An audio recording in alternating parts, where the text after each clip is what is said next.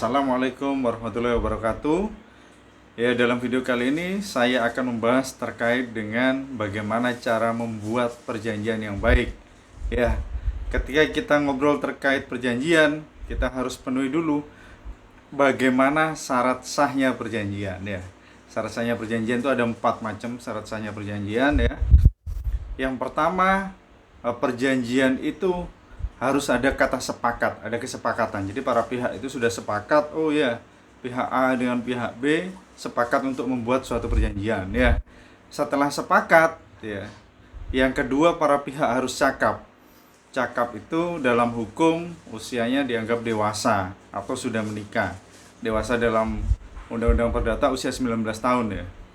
19 tahun atau sudah menikah. Ya, cakap. Ya, ada dianggap cakap. Lalu yang ketiga, karena hal tertentu, suatu hal tertentu. Jadi harus ada hal yang diperjanjikan. Ya, ada yang objek yang diperjanjikan, ada objek perjanjian.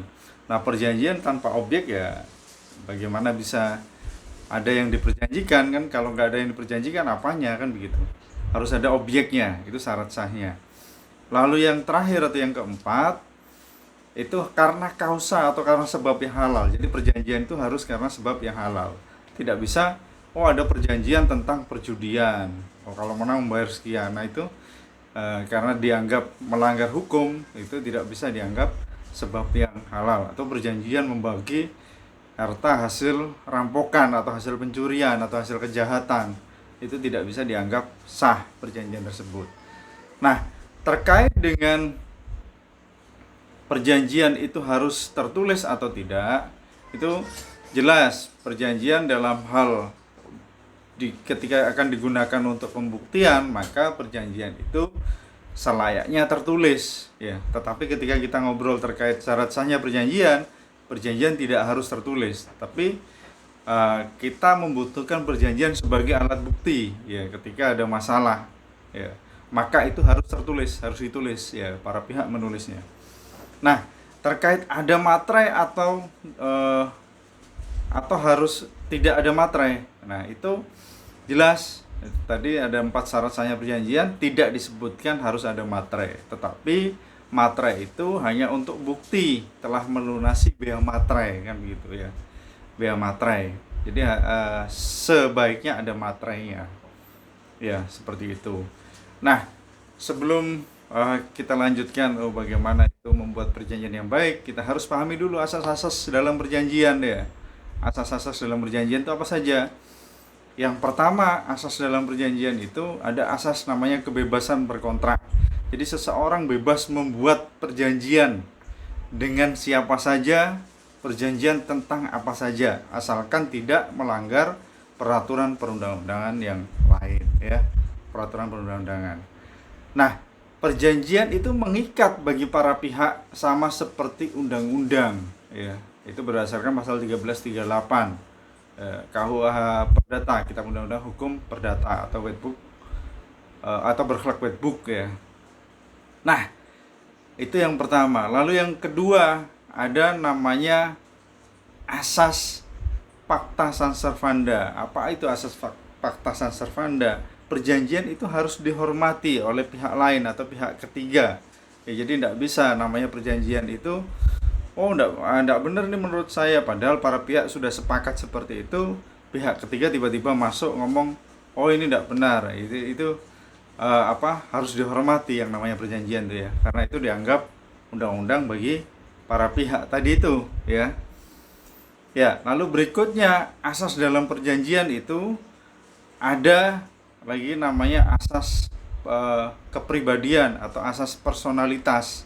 Jadi seseorang itu membuat perjanjian itu hanya bagi personalnya, bagi dirinya, ya, atau bagi kelompoknya, ya, bagi para pihak saja. Itu sifatnya personal, tidak bersifat umum, ya, perjanjian itu. Ya, lalu berikutnya ada namanya asas itikat baik. Jadi perjanjian harus dijalankan dengan itikat baik, ya. Kalau tidak ada itikat baik, maka tidak mungkin misalkan perjanjian utang piutang atau perjanjian jual beli atau sewa menyewa itu tidak akan ada kejelasan di situ. Misalkan, oh, utang piutang, utangnya tidak akan dibayar itu kalau tidak ada itikat baik ya. Ya, lalu yang berikutnya ada namanya asas konsensualitas. Konsensualitas itu persetujuan. Ya, para pihak saling setuju, saling sepakat tadi itu, sama seperti syarat sahnya perjanjian ya, saling sepakat, saling setuju ya. Nah, kalau sudah terpenuhi 5 macam asas perjanjian tadi, maka kita bisa langsung membuat perjanjian. Nah, apa saja yang harus ada di dalam perjanjian? Kalau umumnya perjanjian itu kan singkat saja ya, memuat tanggal, data para pihak dan seterusnya. Nah, ini akan saya detailkan ya. Kenapa? Ketika perjanjian itu tidak jelas, tidak detail, bagaimana nanti misalnya perjanjian utang piutang, ini bagaimana menagihnya, ya kan? Bagaimana bisa menagih kalau tidak disebutkan? Nah, itu makanya itu harus diinikan. Nah, yang pertama yang harus ada di dalam perjanjian itu harus memuat tanggal dan tempat perjanjian itu dilakukan di mana. Kenapa saya nyatakan tanggal dan tempat? Tempat itu memuat lokus atau lokasi.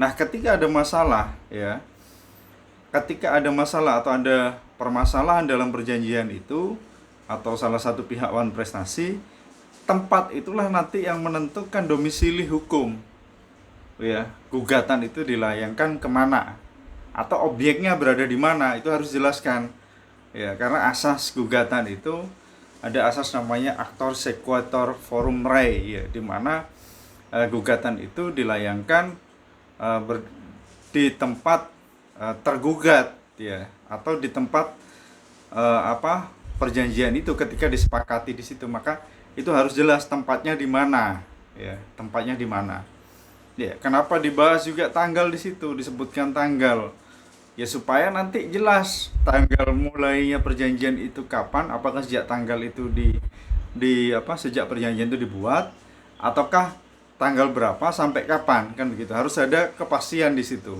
ya. Lalu setelah dimuat tanggal, tempat ya, lalu kita harus memuat data para pihak ya.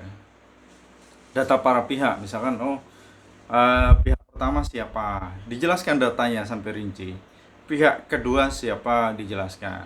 Nah, setelah memuat data para pihak dengan lengkap ya, yang ketiga harus dimuat objek perjanjiannya. Perjanjian tanpa objek ya tadi itu, tidak mungkin ada perjanjian kalau tidak ada objeknya ya. Nggak ada hal tertentu yang diperjanjikan, itu tidak mungkin. Maka harus ada objeknya perjanjian itu ya, objeknya dimuat di situ. Objek perjanjian itu apa ya, misalkan objeknya itu sebuah rumah dengan sertifikat nomor sekian sekian sekian, berbatasan dengan batas utara, tanah milik siapa, timur milik siapa, selatan siapa, barat siapa, kan begitu ya. Sertifikat luas sekian sekian sekian, kan begitu. Untuk selanjutnya disebut sebagai objek perjanjian. Nah, setelah objeknya jelas, objek perjanjian itu, maka hak dan kewajiban para pihak itu apa ya. Haknya pihak pertama itu apa, dijelaskan dulu haknya apa ya. Setelah haknya dijelaskan, kewajibannya juga dijelaskan. Nah, pihak pertama itu misalkan di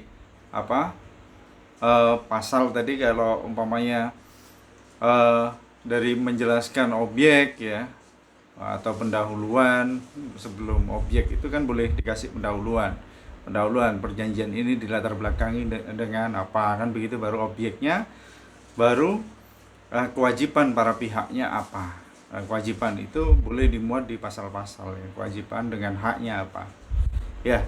Setelah itu ya, kita harus memuat